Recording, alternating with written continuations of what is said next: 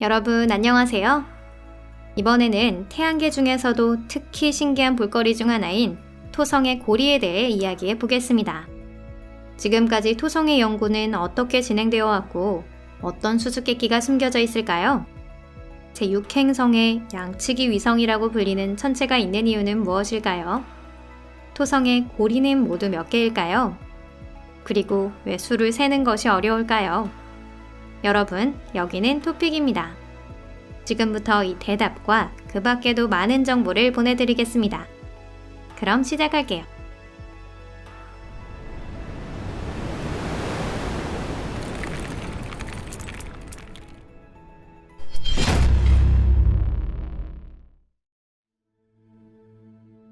어떻게 고리를 알았나? 토성에 고리가 있다는 걸 발견한 것은 갈릴레이입니다. 다만 안타깝게도 그의 망원경 성능이 너무 낮았기 때문에 링 모양이 아닌 토성 좌우로 두 장의 원반이 있는 것처럼 보였는데요. 그는 자신의 발견에 대해 최고의 새쌍둥이 행성을 관측했다고 발언했습니다. 토성의 고리가 수수께끼 같은 쌍둥이 행성이 아니라 링 형태라는 것을 확인하는 데 성공한 건 하위연스입니다.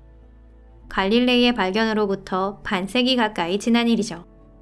그 조금 뒤인 1675년에는 카신이라는 또 다른 뛰어난 과학자에 의해 토성의 고리는 한 장의 구조가 아닌 틈새가 벌어져 있다는 사실이 처음으로 밝혀집니다.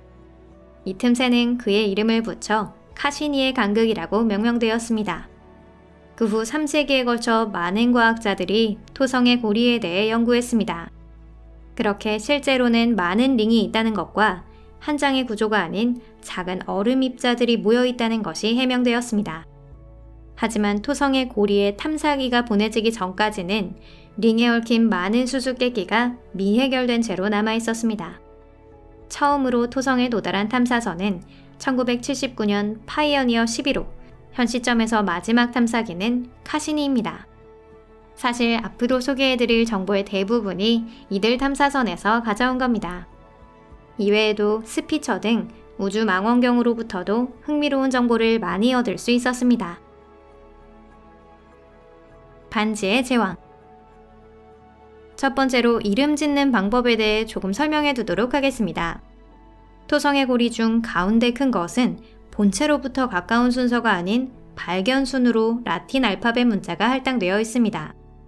외계 행성 등도 이와 같은 원칙에 따라 명명되고 있는데요. 실로 이치에 맞는 명명법이지만 그 중에는 무슨 말인지 알기 어려운 분도 계실 것 같습니다.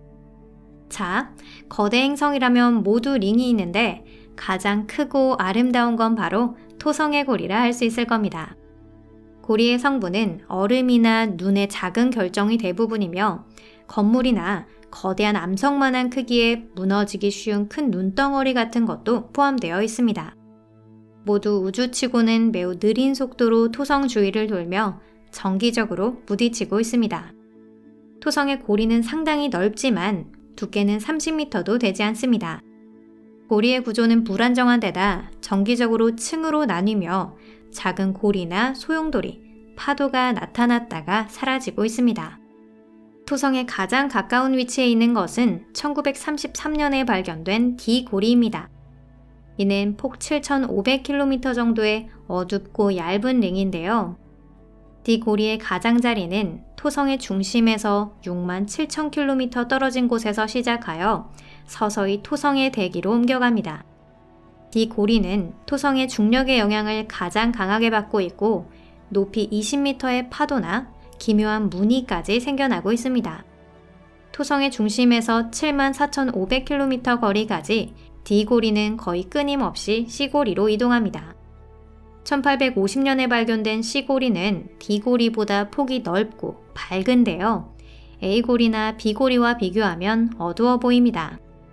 C고리의 길이는 17,500km로 큰 틈새가 몇 개 보입니다. 그 틈새 중 하나가 콜롬보의 공극이에요. 여기에는 토성 최대의 위성인 타이탄과 공명 상태에 있는 링릿이라고 불리는 좁은 링이 있습니다. 무엇 때문에 생기는 현상인지는 과학자들도 답하지 못하고 있습니다. D고리의 바깥쪽에는 B고리가 있습니다. 이게 가장 밝은 링입니다. 이 비고리에는 S2009S1이라는 크기 200m 정도의 천체가 있습니다. 불규칙한 모양의 돌로 기존에 알려진 위성 중 토성과 가장 가까운 위치에 있습니다. 비고리의 폭은 25,500km로 토성의 중심에서 117,580km나 떨어져 있습니다. 카시니의 간극이라는 큰 틈새로 인해 A고리와 격리되어 있는 것입니다. 비고리의 가장자리에는 링 본체보다 훨씬 두꺼운 높이 2km 정도의 기묘한 구조를 볼 수 있습니다. 이 구조의 성질이나 기원에 대해선 자세히 알려져 있지 않습니다. 토성의 춘분, 추분 때 다른 링에 그림자가 드리워진 것을 통해 발견되었습니다. 비고리에는 또 한 가지 특이한 볼거리가 있는데요. 바로 스포크라 불리는 구조입니다. 스포크는 보는 각도에 따라 밝아 보이거나 어두워 보이는 것이 특징입니다. 스포크는 보이저에 의해 발견된 이후 과학자들은 그 정체의 골머리를 알아왔습니다. 그것을 웃도는 성과를 거둔 탐사선 카시니조차 이 수수께끼를 풀 실마리를 찾지 못하고 있습니다. 카시니의 간극과 바깥쪽으로 이어지는 건 A고리입니다. 갈릴레이와 하위언스가 관측한 건 B고리와 이 A고리였을 거라 추정되는데요.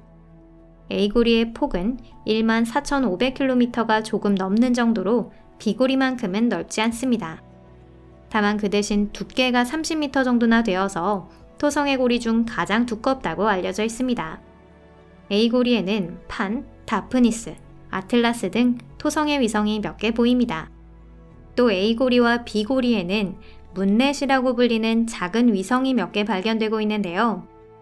이것은 크기 100m 정도의 돌로 링을 구성하는 입자보다는 크지만 궤도상의 천체를 배제할 수 있을 만한 질량은 없습니다. 문넷이 몇 개 있는지는 알 수 없지만 그 수가 매우 많아 대략 1000만 개가 있을 것이라 추정됩니다. A고리는 로슈의 간극으로 끊어져 있습니다. 로슈의 간극은 카시니의 간극만큼 넓지는 않지만 그래도 꽤 눈에 띄고요. 그 바깥쪽 토성의 중심에서 14만 킬로미터 이상 떨어진 곳에 가늘고 잘 눈에 띄지 않는 F고리가 있습니다. 이것은 1979년에 파이어니어 11호에 의해 발견된 링입니다. 각종 추정에 따르면 F고리의 폭은 30에서 500km로 알려져 있습니다. 또한 F고리는 가장 활동적인 링인데요. 그렇게 말할 수 있는 이유는 프로메테우스와 판도라라는 F고리 근처의 궤도를 가진 두 개의 토성의 위성이 F고리에 강한 영향을 주고 있기 때문입니다. 이 두 위성의 중력에 의해 F고리에는 매듭이나 루프와 같은 구조가 형성되어 있어 그 외관은 몇 시간 만에 몰라보게 달라질 정도입니다. 프로메테우스와 판도라는 양치기 위성이라고도 불리고요. 안타깝게도 이들 위성으로 인해 F고리는 끊임없이 물질을 계속 도둑맞고 있습니다. F고리가 이렇게 가느다란 이유는 바로 여기에 있는 것 같습니다. 앞으로 200만 년 정도 지나면 F고리는 완전히 소멸되어 버릴 것입니다.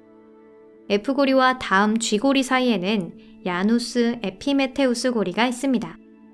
이 링은 과거 두 개의 위성이 다양한 천체와 충돌했을 때 깨지면서 생겨난 미세한 잔돌을 성분으로 삼고 있습니다. G고리는 매우 가늘고 불완전해서 아치의 형태를 띠고 있다고 볼 수 있습니다. 알파벳이 붙은 링 중에 가장 바깥에 있는 것이 E고리인데요. 그 내연은 토성의 중심에서 18만 1,000km 거리에 있습니다. 링의 폭은 30만 km가 넘습니다. E고리의 형성에는 간헐천이나 얼음 화산이 있는 것으로 알려진 토성 최대의 위성 엔셀라두스가 관여했다고 추측해 볼 수 있습니다.